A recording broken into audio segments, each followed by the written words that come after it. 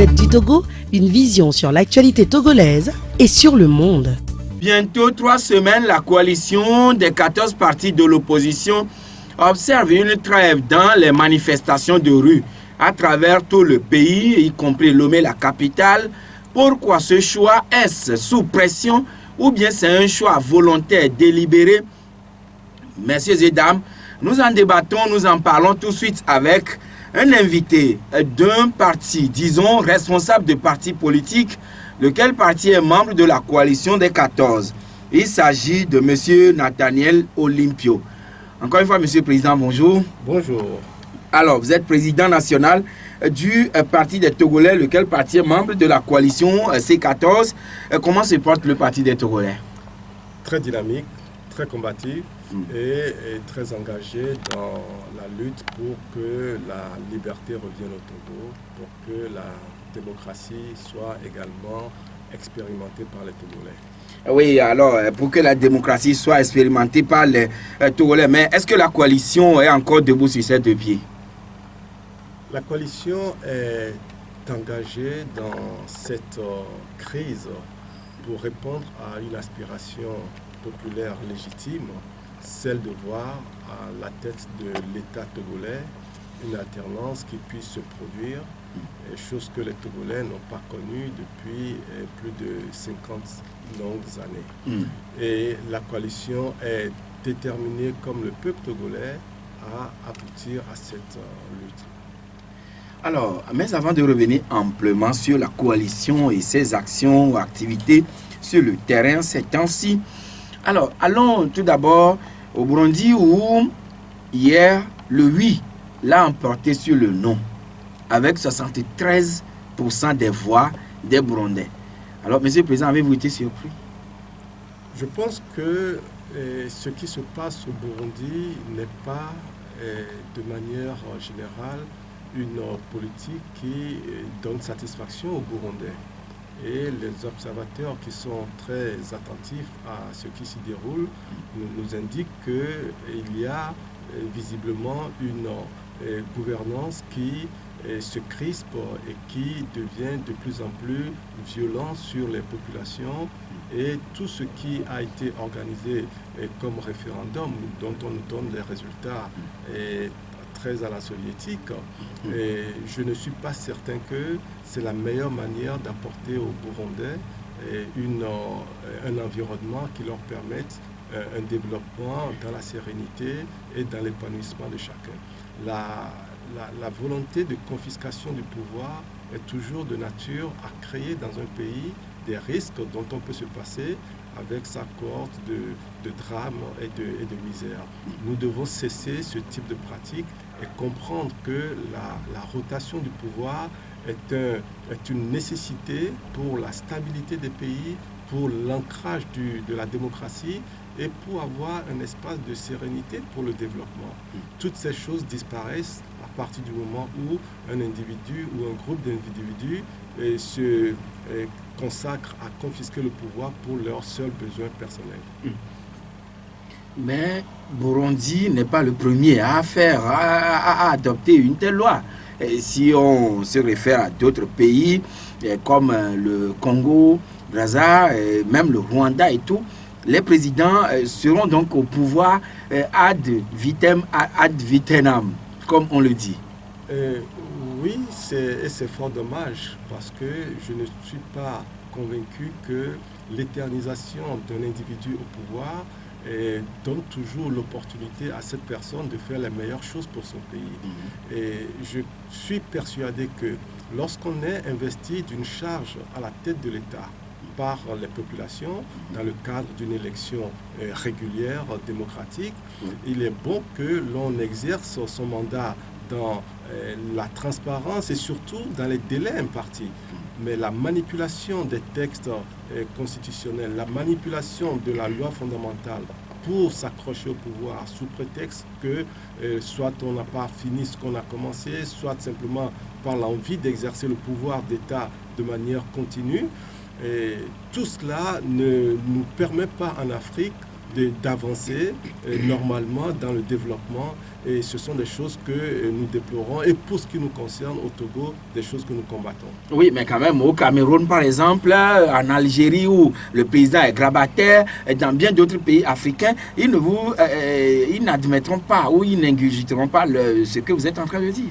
Oui, mais parce qu'ils sont dans le fonctionnement illogique qui est le leur, c'est-à-dire s'accrocher au pouvoir vaille que vaille, coûte que coûte, peu importe ce que cela apporte comme misère et drame au pays. Et c'est en ça qu'on voit l'égoïsme qui s'installe, parce que la jouissance des attributs de pouvoir ne peut pas étouffer la nécessité de voir un pays se développer, un pays s'épanouir, la jeunesse s'épanouir. Et donc, on est en face de gens qui finalement sont complètement coupés de la réalité de leur pays et qui s'enferment dans une sorte de tour d'ivoire et ne voient même plus la misère qui se déverse sur le peuple. Et ce n'est pas acceptable. Oui, mais le plus souvent, ils disent aussi. C'est pour ça que les combattants de la liberté, les combattants de la démocratie doivent être déterminés pour faire face à ces imposteurs. Oui, ces imposteurs, d'accord, mais quand même, ils estiment souvent que c'est les populations, les peuples qui, leurs actions leur inspirent confiance et ils renouvellent toujours cette confiance à eux. Oui, tout ça, ça s'appelle de la manipulation. Et quand on a les instruments de l'État à disposition, quand on a les ressources financières de l'État à disposition, on peut se permettre de faire ces gymnastiques qui ne convainquent personne.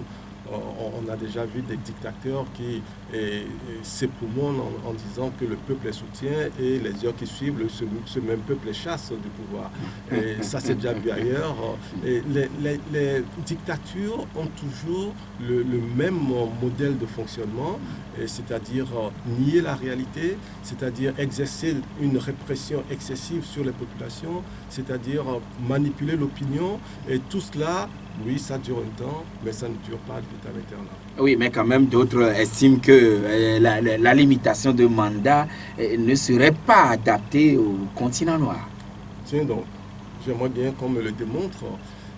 Je suis persuadé que lorsque l'acteur politique jouit d'une confiance de ses concitoyens, et que cette confiance lui est accordée dans un délai donné, l'engagement moral qui est pris entre cette personnalité et son peuple, c'est de pouvoir exercer son mandat dans le délai imparti. Au-delà de ce délai, eh bien, soit il y a un renouvellement de confiance, soit il y a un rejet de la part de cette population et de cette personnalité-là. Mais quand on veut forcer les choses, parce qu'on estime qu'on est le seul dans le pays à être capable de diriger le peuple, en ce moment-là, on s'oppose à la volonté du peuple et en ce moment, je pense que le devoir de ce peuple-là, c'est de se dresser pour reconquérir sa souveraineté, de reconquérir sa liberté, parce qu'on ne peut pas confisquer ce qui est la propriété du peuple, c'est-à-dire le pouvoir d'État. On ne peut pas le confisquer par la force en utilisant les propres ressources de ce peuple pour l'opprimer. Et c'est simplement quelque chose qui est condamnable et nous condamnons avec véhémence et nous combattons également cela pour que, pour ce qui concerne le Togo, on puisse retrouver un environnement de sérénité. Oui, mais quand même le cas du Burundi, est-ce que ce ne serait pas un précédent qui ferait tache d'huile dans d'autres pays, puisque souvent l'homme est tenté de copier le mauvais exemple. Sinon, Nkurunziza serait au pouvoir jusqu'en 2034, si Dieu lui donne vie. Oui, il y a eu des précédents d'ailleurs qui ont mal fini. Et je vous rappellerai au Niger, avec le président Tandja, qui a voulu s'accrocher au pouvoir après avoir passé 2 mandats, que d'ailleurs relativement bien réussis sur le plan économique. Mais lorsqu'il a voulu s'accrocher au pouvoir, le peuple nigérien... Disons, l'armée l'a déposé. Oui, le peuple nigérien a été en harmonie avec les forces de sécurité et de défense et il a été tout simplement déposé comme vous le dites. Donc, je suis malheureusement en train de constater que cela ne sert pas toujours de leçon à tout le monde et que chacun pense que son expérience est unique et différente, mais toutes les dictatures se terminent toujours de la même manière. Les dictatures partent toujours par la violence parce que, eh bien, elles ont toujours gouverné le peuple par la violence, par la manipulation, par la duperie Et généralement, comme ils sont enfermés dans leur monde, ils ne voient pas d'autre issue pacifique que une sortie par la violence. Est-ce la jouissance du pouvoir qui amène à ce comportement? Ou bien il y a d'autres velléités qui sous-tendent cela? Je pense que c'est une question de personnalité. Nous avons déjà vu des chefs d'État qui jouissaient d'une forte popularité et qui ont décidé de quitter le pouvoir. Donc ce n'est pas, je dirais, une fatalité. C'est simplement une question de conception du pouvoir, une question de conception des relations qu'un dirigeant peut avoir avec un peuple. Et quand on finit par minimiser ce peuple, quand on finit par se croire supérieur à ce peuple et à l'ignorer, en ce moment, on est prêt à toutes les dérives et à toutes les compromissions. Ils sont plusieurs milliers de personnes à être blessées gravement et d'autres succombent à la suite de ces blessures. Plusieurs dizaines de morts. C'est ce qu'on a enregistré lors du transfèrement de l'ambassade des États-Unis de Jérusalem, pardon, de Tel Aviv à Jérusalem. Alors, M. Nathaniel Lumpi, vous êtes un acteur politique qui aspire demain à diriger le pays. Comment analysez-vous cette situation inter-israélienne, en tout cas entre Israël et la Palestine? Écoutez, cette décision de l'administration américaine, je pense qu'elle est inopportune et elle a été malheureusement dans sa politique étrangère très anachronique.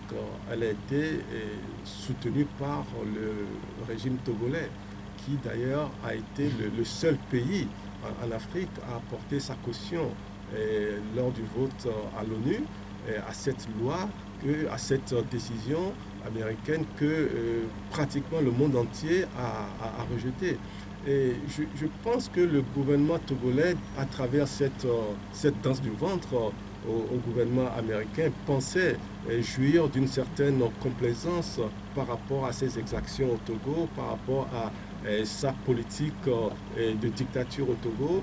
Malheureusement, cela n'a pas empêché, cela n'a pas empêché l'administration américaine de publier un rapport accablant met en évidence les bavures, les drames commis par le régime togolais. Donc cela ne veut pas dire quand même que c'était une danse de ventre. Mais bien sûr que c'était le cas, c'était une opération de charme que le Togo voulait faire à un moment où la crise était très forte. Et malheureusement, ça n'a pas payé. Et ça n'a pas payé, mais les conséquences que vous avez décrites tout à l'heure à la frontière de Gaza et d'Israël, le régime togolais emporte une part de responsabilité. Non, mais quand même, l'armée israélienne, est-ce que les États-Unis ont demandé à l'armée israélienne de tirer sur les Palestiniens? Est-ce que le Togo a demandé à une quelconque armée de tirer, d'ouvrir les feux sur les manifestants? Quand vous êtes un dirigeant d'un État et que vous vivez dans un espace politique comme la CEDEAO et que les grandes questions de cette nature-là sont toujours, je dirais, prises en compte justement par l'espace communautaire pour avoir une harmonie de politique, le Togo est le seul aujourd'hui qui s'est distingué dans notre environnement. Et le Togo est le seul qui s'est distingué en Afrique. On peut se poser des questions. On peut se poser de grandes questions sur la manière dont le Togo considère sa présence au sein de notre espace communautaire. Et vous savez, on note souvent cette particularité du Togo de se distinguer négativement dans la CEDEAO. Négativement, mais dans le cas précis, est-ce qu'on qualifie notre pays, le Togo, de l'ordre de l'humanité? Ça, peut-être les gens peuvent le comprendre sous d'autres dimensions, notamment spirituelles. Et le Togo, voulant se rallier à Israël, qui est aussi, on connaît bien sa portée spirituelle, vous ne voyez pas le rapport? Non, on ne refuse pas que l'on puisse se rapprocher d'un pays ou d'un autre. Ce n'est pas ça la question. La question qui est posée aujourd'hui, c'est est-ce que c'était opportun de soutenir cette décision américaine? C'est ça la question.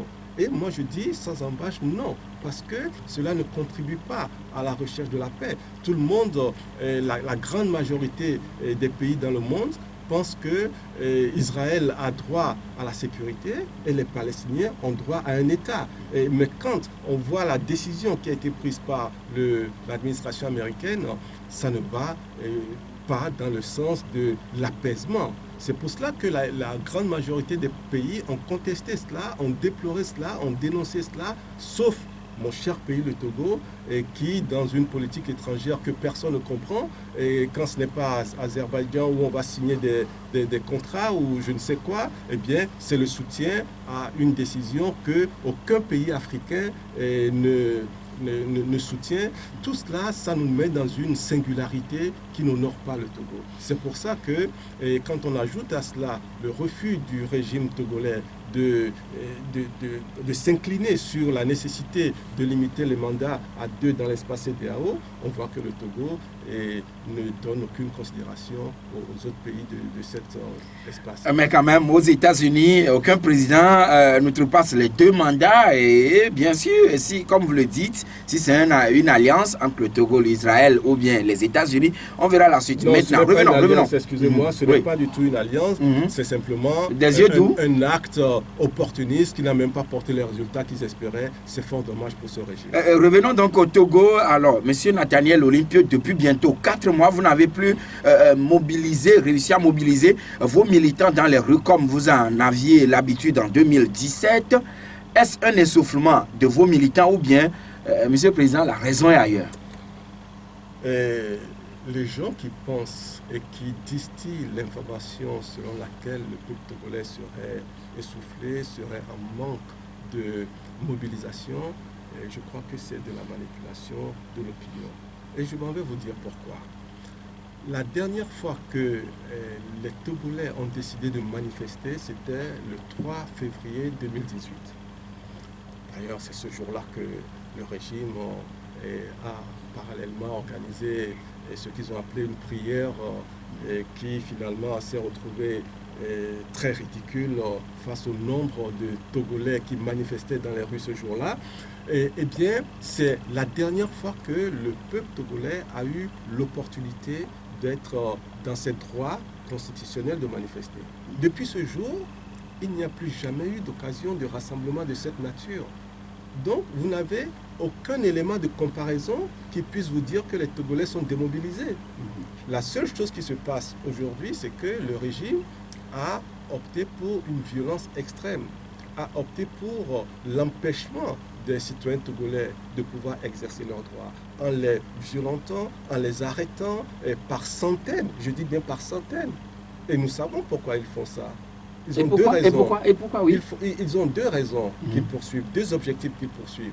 Le premier objectif, c'est de casser le moral des Togolais, c'est de les traumatiser pour qu'ils aient peur de sortir de chez eux. C'est pour ça, les nuits, ils vont faire des rafles dans les quartiers pour que, à la veille des manifestations, les gens soient apeurés et se tairent. Ça, c'est le premier objectif. Mais il y a également un objectif caché d'ordre électoral. Toutes ces personnes qu'on rafle et qu'on amène dans les commissariats et dans les prisons, dont on prend les identités, dont on prend les empreintes, nous savons parfaitement que tout cela, c'est pour aller constituer une partie du fichier électoral. Ce n'est pas la première fois qu'ils le font. Ils l'ont fait en 2015. Comment ça pourrait se passer? Comment ça pourrait se passer avec les empreintes digitales? Mais oui, de manière très technique. On prend les identités des gens, on prend leur empreinte digitale et on va fabriquer des cartes d'électeurs avec la photo d'autrui et ça y est, le tour est joué. Et vous savez, ce régime est très machiavélique. Et dans leur mode de fonctionnement, ne voyez pas simplement ce qui est évident, mais il y a toujours des arrière-pensées pour se maintenir au pouvoir. C'est pour ça que toutes ces choses étant dénoncées, ça va leur être extrêmement difficile. Oui, mais quand même, parlant des rafles, est-ce que ce n'est pas une opération de routine où on amène les Togolais à pouvoir disposer ou avoir sur eux leurs pièces d'identité? Oui, ce serait très bien dans un pays où les choses fonctionnent normalement. Mais dans un pays où l'État refuse de donner l'acte de naissance aux citoyens togolais, où environ 75% des Togolais n'ont pas de pièce d'identité, vous voulez contrôler la faute à l'État, dites-vous? Bien entendu, c'est la responsabilité et la faute politique de l'État. Mais si les parents ne déclarent pas leurs enfants à l'état civil? C'est la faute à l'État? C'est la faute à l'État parce que dans tous les pays du monde, Oui. lorsque l'on se retrouve dans une telle situation, on organise des audiences foraines pour donner des pièces d'identité aux gens, pour donner un acte de naissance aux gens, pour que les gens soient considérés comme des citoyens et reconnus comme tels. Au Togo, nous n'avons pas de citoyens togolais finalement, puisqu'ils ne sont même pas reconnus par l'État. L'État ne leur délivre pas une pièce d'identité nationale. Mais ils ne sont pas non plus des apatrides. Mais on peut dire, je peux dire, je n'en sais rien. Ils ne peuvent pas se prévaloir aujourd'hui légalement d'être togolais. Donc, je ne peux pas comprendre qu'on fasse des rafles et que même les gens qui ont leur pièce d'identité,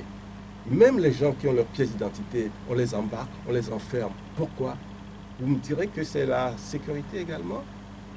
Le délégué national aux affaires intérieures du Parti des Togolais a souffert de cette situation. Votre collaborateur, M. Nimdewa Atapama, il a été molesté. Comme tous les autres citoyens, c'est inacceptable dans un pays où les citoyens ne recherchent que la paix. Donc vous comprenez que ce régime veut tout mettre en œuvre pour traumatiser les Togolais, pour qu'il n'y ait même pas un soupçon de contestation. Mais il se trompe. Oui, mais quand même, on vous avait brandi aussi que vous aviez pris un engagement, même si c'est moral, de ne plus manifester pendant que le dialogue se déroule. Alors, oui. il y a... Aviez-vous enfreint au niveau de la coalition à cette règle, cette disposition? Il y a beaucoup de choses que les gens ne connaissent pas. Et je vais vous dire une chose. Lorsque cet engagement a été arraché à la coalition, et j'utilise le terme à dessein, il a toujours été question que la coalition avait le droit de manifester à tout moment qu'il considérait que les droits des Togolais étaient bafoués à travers ce dialogue-là. Et c'est pour ça que depuis le 19 février, date de début de ce dialogue, la coalition a toujours déposé une lettre d'information chaque semaine en vue de pouvoir manifester. Ça a été toujours comme ça. Donc le principe même que la coalition puisse manifester à tout moment s'il y avait un blocage dans le dialogue était un principe acquis, y compris par le facilitateur. Aujourd'hui, je voudrais dire ça au peuple togolais. Et donc, c'est par mauvaise foi que le régime togolais vient se saisir de cet aménagement, je dirais, et pour interdire la manifestation. Ils ont interdit parce qu'ils nous ont écrit une lettre disant que les manifestations étaient interdites pendant la période. Mais c'est une méprise totale, c'est une manipulation de l'opinion et c'est un manque de respect. Oui, mais quand même, à cette même occasion, parallèlement à votre engagement, le gouvernement aussi avait donc donné sa parole que je ne poursuivrai plus les élections, l'organisation unilatérale des élections. Ce régime n'a aucune parole. Est-ce que ce n'était pas les deux consensus auxquels vous étiez parvenus? Ce régime n'a aucune parole. Et les tenants du pouvoir ont toujours ravalé leurs engagements. Ils ont toujours passé outre les engagements qu'ils ont pris. Et c'est la même chose qu'ils viennent de faire au vu et au su de tout le monde. Et je pense que c'est vrai que le peuple togolais n'avait pas été très chaud de voir la coalition participer à un dialogue de plus, parce que ça n'avait jamais rien donné. Mais cette occasion-là révèle la duplicité de ce régime et son manque de confiance qu'il n'inspire plus. Il n'inspire plus confiance. Et ça met à nu leur mode de fonctionnement qui est fait de duplicité et de manipulation. Maintenant, c'est vrai que cette situation met la coalition dans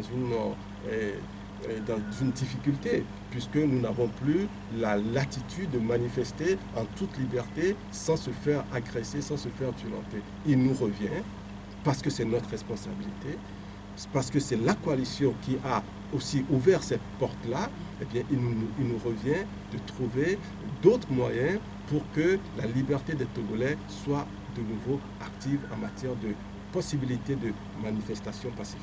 Et ces autres moyens? C'est à cela que nous nous appelons. Il faut les trouver, il faut être ingénieux, il faut être imaginatif, il faut être inventif. En tout cas, il faut que le génie créateur du Togolais s'exprime une fois de plus pour que cette lutte qui a été engagée, eh bien, ne périclite pas de cette manière-là. Allez-vous défier donc l'autorité de l'État? L'autorité de l'État a toujours été excessive au Togo. la force de l'État, la force publique a toujours été excessive au Togo. Et il faut que les choses reviennent à des justes mesures. Quand on pousse un peuple dans ces derniers retranchements et qu'on l'empêche toute possibilité d'expression et de liberté en toute indépendance, on pousse les gens à l'extrémité, on pousse les gens à des actes de désespoir. C'est ce que le régime recherche, que des Togolais décident un jour d'aller prendre les armes, comme cela a été recommandé par certains d'entre eux. C'est ça l'objectif poursuivi par ce régime. S'ils jouent avec le feu, peut-être qu'un jour ils finiront par se faire brûler les doigts. Alors, monsieur Nathaniel Olympio, vous aviez certainement rencontré les diplomates accrédités au Togo, notamment le groupe des 5. Et ces temps-ci, il nous revient que un de ces diplomate aurait tenu un propos et cela vous fâche. Alors, qu'est-ce qui a été dit et cela vous met dans tous vos états? Vous parlez de moi? Oui, vous et y compris les autres membres de la coalition. Oui. Nathaniel Olympio se ne met jamais dans tous ces états. Parce qu'il faut traiter les choses d'un pays avec beaucoup de sérénité et c'est ce que je m'attelle à faire. Il est indéniable que au Togo, assez régulièrement, nos partenaires ont toujours conseillé, poussé à ce que les crises différentes que nous connaissons soient résolues par une participation aux élections. Et ça a toujours été le cas. Et l'expérience aussi a montré que aucune de ces élections n'a apporté de solution aux crises togolaises. Bien au contraire, les périodes électorales sont des périodes à haute tension où la crise est souvent exacerbée et c'est à cette époque-là, à ce moment-là, qu'il y a beaucoup d'exactions des forces de sécurité sur les populations. Aujourd'hui, où nous sommes en face d'une crise ouverte sans précédent, dans l'ampleur des manifestations et des populations, dans la détermination de la contestation, si l'on impose au pas de charge, sans aucun consensus, sans aucune participation de la coalition à l'organisation de ces élections ou à ce référendum, eh bien, je peux vous garantir que cela ouvre la porte à des risques majeurs sur le pays. On ne peut pas accepter cela, on ne peut pas voir sans réagir que le pays soit conduit dans une impasse qui va être préjudiciable à l'ensemble des populations togolaises. C'est pour ça que nous avons exprimé ouvertement et très franchement à nos partenaires que la question électorale ne peut pas être la voie de sortie de crise. Il faut absolument que l'on prenne en considération les problèmes constitutionnels, les problèmes institutionnels avant de pouvoir aborder le cadre électoral. Mais si l'on veut commencer par la fin, eh bien, on va tout faire à rebrousse-poil et on va finalement se retrouver dans des conditions difficiles pour tout le monde. La question électorale, elle est indispensable parce que c'est ça qui rythme la vie démocratique d'un pays, mais pour qu'il en soit ainsi, il faut que des conditions soient réunies. C'est quoi ces conditions? Oui. Il faut que nous ayons des institutions qui participent à ce processus électoral qui soit crédible, qui fonctionne sans être assujetti à l'exécutif, sans être affilié à l'exécutif. Il faut que nous ayons une CENI, puisque nous en avons une, il faut que nous ayons une CENI qui soit véritablement indépendante et non qui soit l'appendice du ministère de l'administration territoriale, où le ministre de l'administration territoriale fait en toute liberté ce qu'il veut à la CENI. C'est lui qui prend les décisions, c'est lui qui fait venir les experts, chef manipulateur de ceci, chef tripatouilleur de fichiers électoraux. On ne peut pas imposer au peuple togolais d'aller aux élections dans ces conditions. Est-ce que vous avez pu étaler tout ce que vous venez de dire aux diplomates qui vous ont rencontrés? Oui, nous avons donc, dit exactement ils vous proposaient d'aller aux élections. Mais vous avez lu leur déclaration. En substance, j'y ai lu dépasser les questions de principe et aller aux élections. Même si derrière cela, certaines déclarations, je note particulièrement la déclaration de l'ambassadeur de France au sortir de sa rencontre avec le président de l'Assemblée nationale, il disait que les réformes devaient être faites. En gros, l'idée, c'était que ça devait se faire ensemble avec l'opposition. Donc tout cela vient nuancer cette déclaration qu'ils avaient faite, qui était déjà qui était plus rigide. Ça veut dire qu'il y a également une écoute à l'expression de la coalition et que ce que nous disons, ça ne tombe pas toujours dans l'oreille d'un sourd. Mais vous avez évoqué le cas de l'Allemagne. Et je voudrais dire un mot sur ce cas particulier. Je suis persuadé que les Togolais ont encore en mémoire les positions successives prises par les 3 différents ambassadeurs qui sont passés au Togo, où l'un d'entre eux n'a pas hésité à qualifier le régime togolais de démocratie qui peut servir d'exemple dans la sous-région. Je crois que cela a beaucoup heurté les Togolais qui souffrent et qui savent qu'ils sont dans une dictature. On ne peut pas accepter qu'une ambassade, aussi prestigieuse soit-elle, puisse tenir des propos de mépris à l'égard d'un peuple qu'il a reçu en amitié. Oui, mais est-ce qu'ils le disent sans se baser sur des faits véritablement vérifiés? C'est quand même un pays qui a tous les moyens, tous les leviers possibles. Moi, vous le savez. Je suis persuadé que cette déclaration ne reflète pas la position du gouvernement d'Allemagne.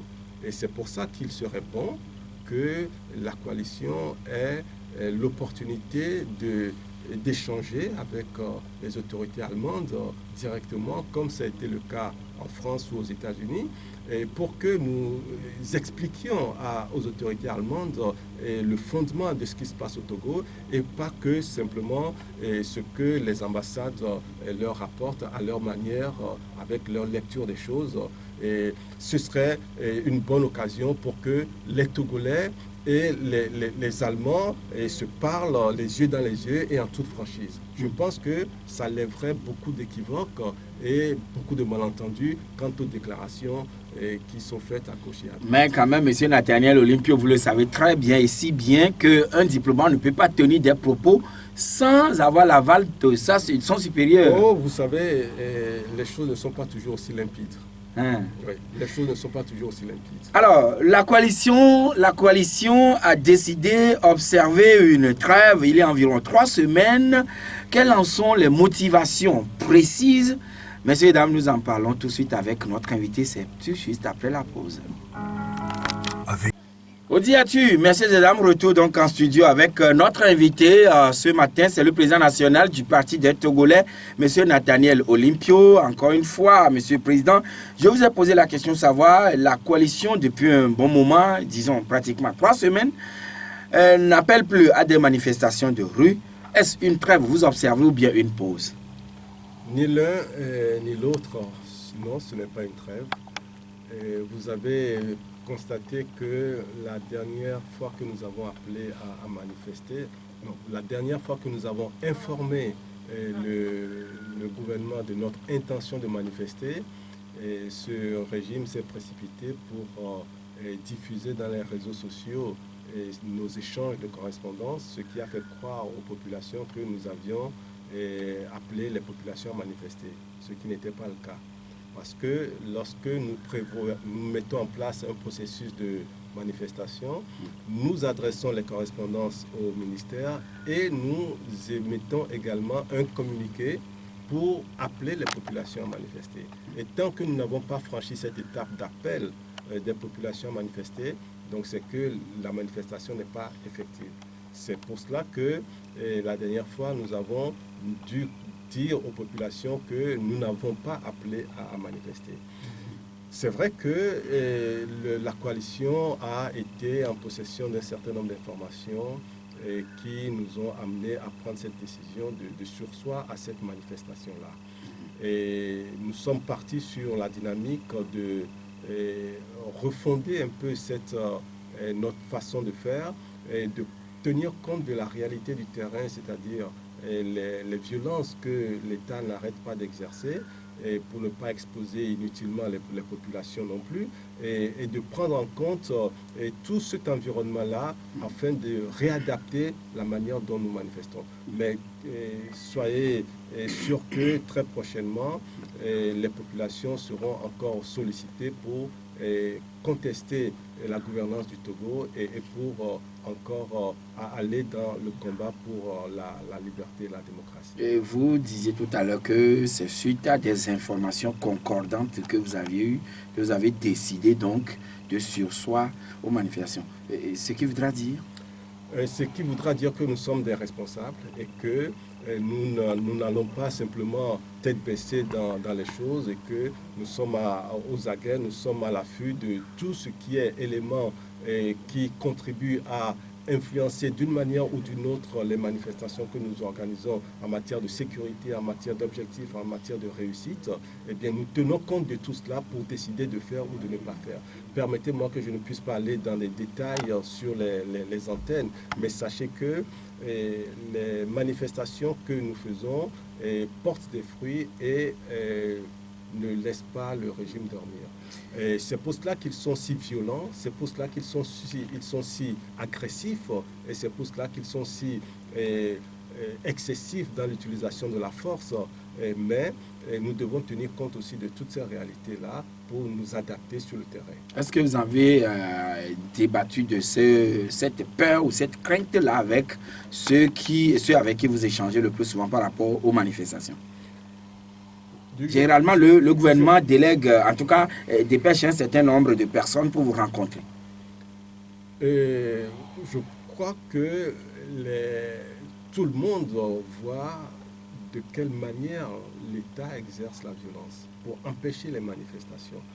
Tout le monde voit comment l'on déverse des contingents de gendarmes et de militaires sur les points de départ et même dans les quartiers, les veilles de manifestations. Cette violence-là, elle est évidente et elle est de notoriété. D'ailleurs, le régime est tellement imbu qu'il ne cherche même plus à cacher ces violences qu'ils exercent sur la population. Oui, tout le monde est au courant, nous en parlons, et c'est pour cela qu'en toute responsabilité, nous tenons compte de tous les facteurs qui concourent à l'organisation d'une manifestation. Et que répondez-vous donc à ceux qui estiment que des partis membres de la coalition sont en pré-campagne pour le référendum, les législatives et les locales? Puisque depuis cette pause, suspension, on voit un certain nombre de partis sur le terrain. C'est une grande question que vous posez. Et je vais vous répondre de la manière la plus simple. Au sein de la coalition, dans nos discussions et dans nos décisions, nous avons unanimement décidé de ne pas répondre à l'appel du régime d'aller à une quelconque élection ou référendum. C'est pour ça que aucun d'entre nous n'a envoyé de candidat à être son représentant à la CENI. Ceci dit, je pense que si un parti commettait l'erreur de décider de participer à une élection, peut-être parce que le régime aurait fait de fausses réformes à minima pour appâter les gens, le parti qui s'inscrirait dans cette démarche-là répondra devant le peuple togolais. Je pense que le peuple togolais aujourd'hui mature et sait ce qu'il veut et pour que des situations de cette nature où certains d'entre nous sortiraient du rang pour participer presque clandestinement à des pré-campagnes ou à une élection, je pense que ce parti le paierait extrêmement cher aujourd'hui. Parce que le Togolais le prendrait comme une trahison. Le Togolais le prendrait comme s'il avait livré aux autorités togolaises pour être encore une fois traité dans la dictature. Personne n'accepterait cela. Donc, les partis qui sont sur le terrain en train de mobiliser, remobiliser vos citoyens, disons vos militants, ne sont pas en pré-campagne. La mobilisation est toujours quelque chose d'important pour que le jour où il y a des manifestations, ils puissent avoir les citoyens massivement dans les rues. Mais, je dis mais, si cela devrait se traduire pour certains par une pré-campagne, je ne suis pas certain que ce serait la bonne lecture. Le dialogue est enrhumé depuis le 23 mars dernier, Monsieur le Président. Qu'est-ce qui constitue aujourd'hui le cheveu dans la soupe que ni la coalition, ni le régime, vous n'arrivez toujours pas à enlever? La coalition n'a jamais été le maître d'œuvre de ce dialogue. Nous avons été sollicités pour y participer et ce sont les facilitateurs qui nous ont toujours donné le là pour être présents à une réunion ou à une rencontre.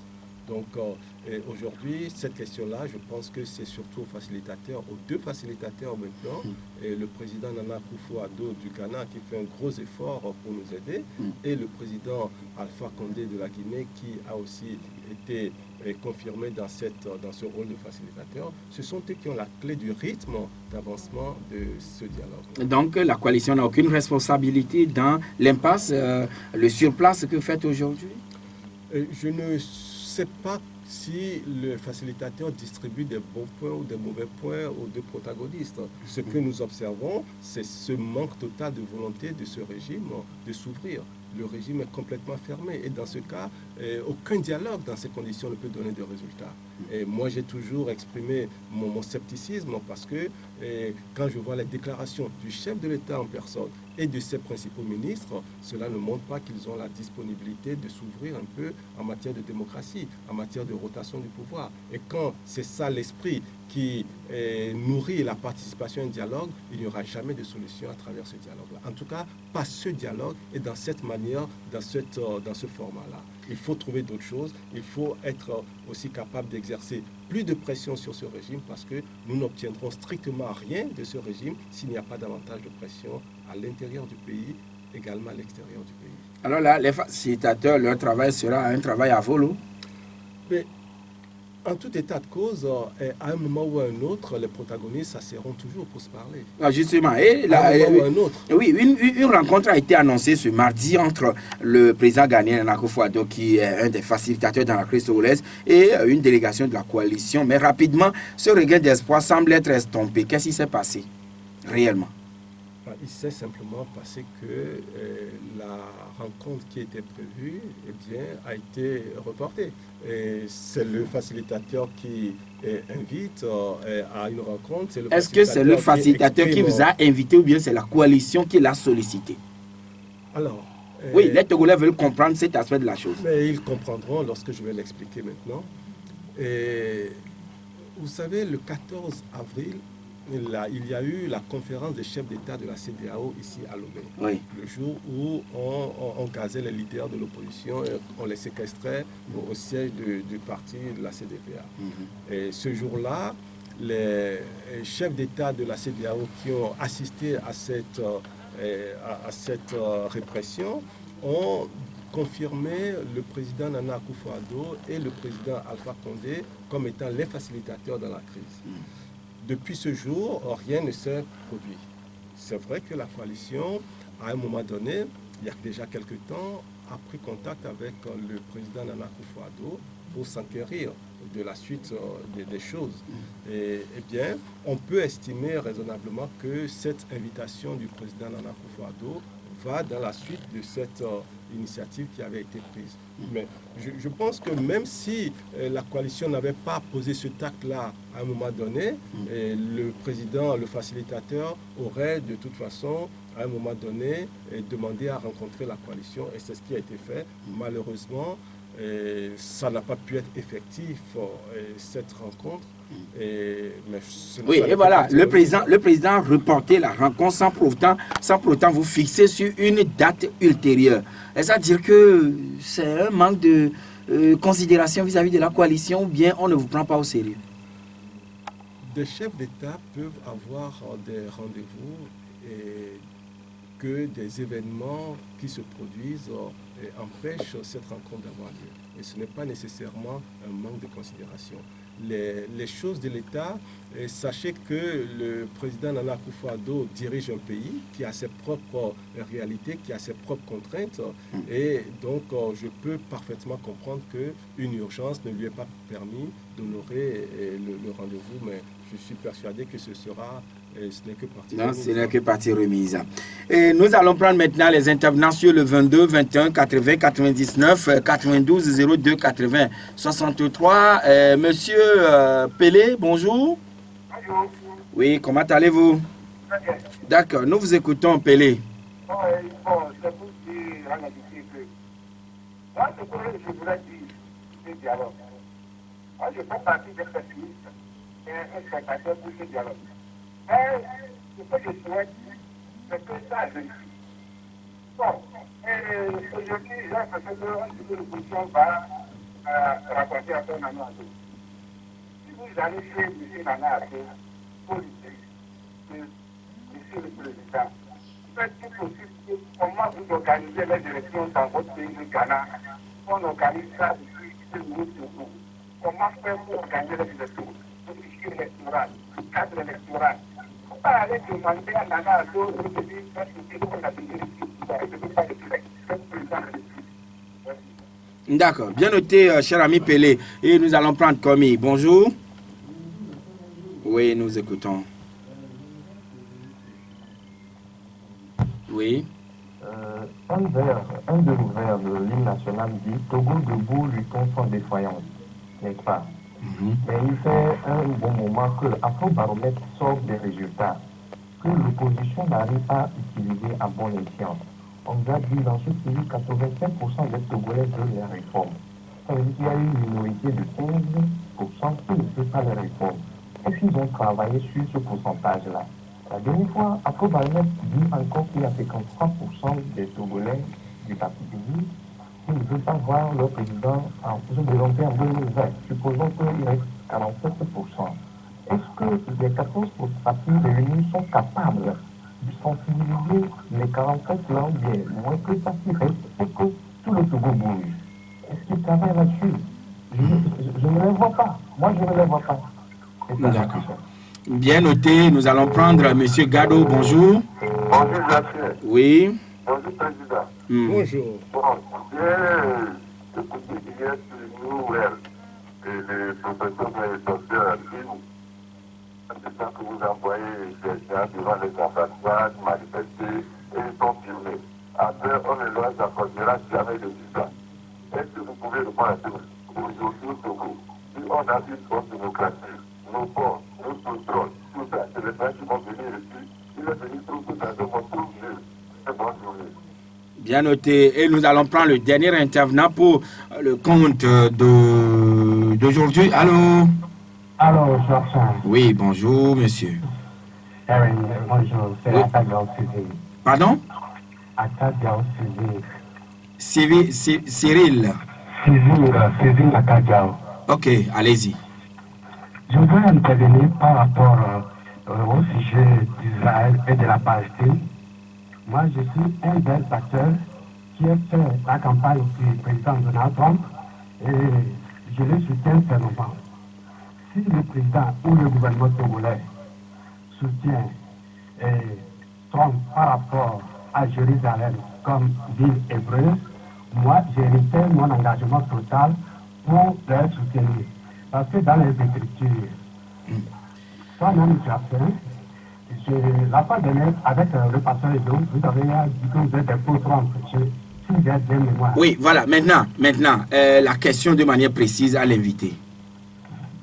Non, je pense qu'il n'ont qu'à voir cette question-là. Ce n'est pas que le gouvernement est en train de faire des amalgames pour avoir des points auprès Et des États-Unis ni d'Israël. Merci beaucoup, Sévi, puisque contraint de temps, disons, le temps oblige. Alors, vous envoyez les manifestants manifester, en tout cas les Togolais manifester devant les ambassades, ils seront filmés et après, jamais ils n'obtiendront le visa. Est-ce que vous mesurez l'ampleur ou bien cet aspect de la chose? Mais les Togolais ont le droit d'exprimer leur mécontentement. Et je peux vous dire que les 7 millions de Togolais que nous sommes n'aspirent pas nécessairement à sortir de ce pays pour aller vivre ailleurs. Et vous ne pouvez pas vous en tenir à une question de visa pour vous asseoir sur vos droits qui sont piétinés. Vous ne pouvez pas mettre dans la balance le fait qu'une ou 2 personnes puissent ne pas avoir un visa pour fermer les yeux sur la violation des droits de l'homme. Et je vais même ajouter que les pays que l'on sollicite pour les visas, qui sont généralement les pays où la démocratie est en œuvre, eh bien, ces pays comprennent parfaitement que des citoyens puissent venir s'exprimer devant chez eux pour exprimer une colère. Donc si les citoyens manifestent devant les ambassades, cela ne sera forcément pas synonyme de refus de visa. À partir du moment où l'intégrité de ces ambassades sont respectées et que leur droit à être sur notre espace, à être sur notre territoire est respecté, eh bien, les Togolais ont tout à fait le droit d'exprimer leur mécontentement. Voilà, quelque part dans l'hymne togolais, il est dit « Togo debout, luttons sans défaillance ». Afrobaromètre sort des rapports en disant 85% des Togolais veulent les réformes, 53% des partisans de UNIR ne veulent pas voir M. Fronya Singbe encore candidat en 2020. Est-ce que vous travaillez sur ces pourcentages? Je vais même le corriger, ce n'est pas 85, c'est 87. D'accord. Il y a évolution. 85, c'était en 2015. Aujourd'hui, c'est en 87. Oui. Et bien entendu, nous sommes très attentifs à cela. Et les Togolais l'expriment d'ailleurs, ce pourcentage-là traduit comment les Togolais sortent massivement pour manifester. Et nous, en tant que responsables politiques, notre rôle, c'est de canaliser toute cette énergie des Togolais qui s'expriment. Pour nous, le rôle, c'est d'être capable de porter cette énergie-là pour en faire un résultat, pour obtenir des résultats. On vous demande aujourd'hui d'aller, dès lors que vous allez rencontrer le président ghanéen, dites-lui, Monsieur le Président, le Togo veut organiser les élections à l'instar du Ghana pour que tout soit propre, clean et correct. Oui, c'est ce que nous demandons, c'est pour ça que nous nous battons. Quand nous disons que nous voulons la révision du cadre électoral, ça veut dire cela. Est-ce que vous l'avez dit au président ghanéen que nous voulons organiser les élections tout comme le Ghana le fait, sans conteste? Nous voulons que le Togo puisse avoir des élections crédibles et transparentes. Il ne s'agit pas de faire comme tel pays ou tel autre pays. Il s'agit de respecter les règles démocratiques et d'obtenir une élection qui soit sincère dans ses résultats. C'est pour ça qu'on se bat. Monsieur Nathaniel Olympio, nous sommes arrivés à la fin de l'émission, mais ma toute dernière préoccupation, est-ce qu'au niveau de la coalition, vous nourrissez, vous envisagez déjà de dépêcher une délégation pour aller rencontrer M. Fronya Singbe et débattre de ces questions? Je ne pense pas que un seul membre de la coalition refuse de parler avec le chef de l'État sortant.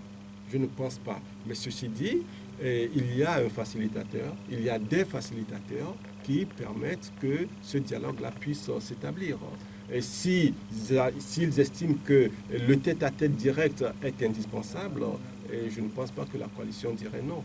On attend donc de voir ce que les recommandations de la CEDEAO diront en juin prochain. Merci, M. Nathaniel Olympio, d'être venu chez nous ce matin. Merci de m'avoir reçu. Merci à vous, messieurs et dames, qui nous avez reçus également chez vous sur la 96.3, Victoire FM, également reçu sur le www.radiovictoire.fm. Merci. Mais sans IT derrière la belle vitrine, merci à tous qui nous avez reçus chez vous. Le journal en arrivé, c'est tout de suite à partir de 9h avec Enessi Nakogo, Jacob Ahama. Au revoir et bonne journée à toutes et à tous. La Gazette du Togo, une vision sur l'actualité togolaise et sur le monde. Rejoignez-nous sur le www.lagazettedutogo.com ou sur nos comptes Facebook, Twitter et YouTube. Pour tout contact, écrivez à contact@lagazettedutogo.com ou appelez le 92 80 88 53. La Gazette du Togo, c'est l'information en continu.